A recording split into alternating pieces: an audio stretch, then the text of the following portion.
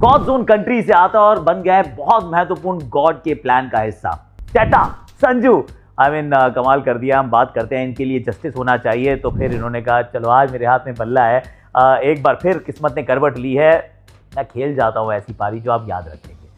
एक must win game था। उस मुकाबले में जिस प्रकार से रन चेज किया है, इतिहास रच दिया ना, क्योंकि विश्व रिकॉर्ड बना दिया हमने अपने दृष्टिकोण से। हमने कभी भी वर्ल्ड कप में इतनी बड़ी रन चेज को सफलता से प्राप्त नहीं किया है। वेस्ट इंडीज कभी भी इस मैदान पे T20 वर्ल्ड कप का मैच नहीं हारी थी, पर हमने वो सब कर दिखाया है। तो फिर भारत कहां जा रहा है? भारत जा रहा है, या फिर कहें आ रहा है मुंबई से आया बुलावा कि आइए यहाँ पे इंग्लैंड से कीजिए लगान वसूल। तो आखिरी सुपर 8 के मुकाबले में मिल गया हमें अपना आखिरी semifinalist, and that is the defending champions Bharat. अपनी टीम है यार।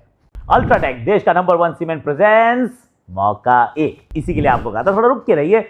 इसमें तो चेटा का नाम आना पड़ेगा भाई। चेटा के लिए क्यों इस मौके की वैल्यू थी, जरा समझिए कि आते वैसे गॉड जोन कंट्री से, राइट, पर क्या ही गॉड के प्लान का हिस्सा बन पाएंगे? लग नहीं रहा था ना, आई बी वेरी ऑनेस्ट, क्योंकि जब चयन हुआ तो लगा कि यही तो प्लान है, पर by the time the world cup started ही was no longer the plan. क्योंकि आप विश्व कप की शुरुआत प्लान बी से नहीं करते, और प्लान ए में तो वो थे ही नहीं। ईशान किशन वो जगह ऑलरेडी ले चुके थे, उनके साथ अभिषेक शर्मा थे, 2 लेफ्टीज। उस समय किसी के जहन में भी नहीं था कि 2 लेफ्टीज ओपन करने हैं, 3 पे तिलक खेलेंगे। नोबडी थॉट अबाउट इट कि कोई प्रॉब्लम भी है।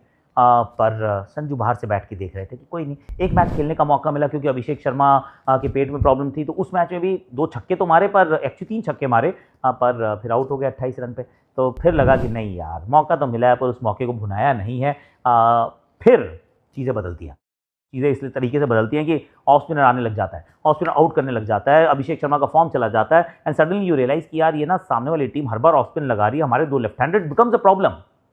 And then enters Sanju Samson. वो साउथ अफ्रीका की हार के बाद, वो साउथ अफ्रीका से अगर हार ना मिलती, वो मुकाबला हम जीत जाते, तो संजू तो आपकी थॉट में ही नहीं रहता। अगर अभिषेक शर्मा फॉर्म ना गवाते तो वो आपकी थॉट में ही नहीं रहते, क्योंकि ईशान किशन ने तो कुछ भी गलत नहीं किया है, कुछ गलत नहीं किया है। हाईएस्ट रन स्कोरर रहे इस भारतीय टीम के, विकेट कीपिंग ठीक ठाक कर रहे थे, उनसे विकेट कीपिंग के दस्ताने खींच लिए गए, उनसे ओपनिंग से हमको हटाया गया, पर 3 नंबर पे अब वो आते हैं। पर सच्चाई यही तो है कि संजू की जगह ही तो ईशान किशन ने अपनी जगह बनाई थी।